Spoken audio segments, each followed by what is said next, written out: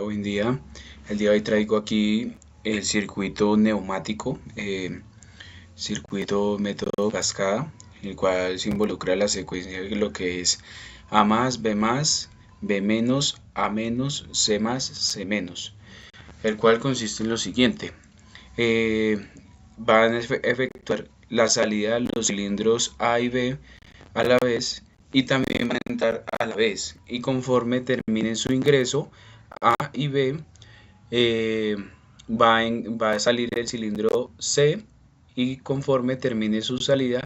va a ingresar de nuevo, como lo vamos a presenciar aquí a continuación.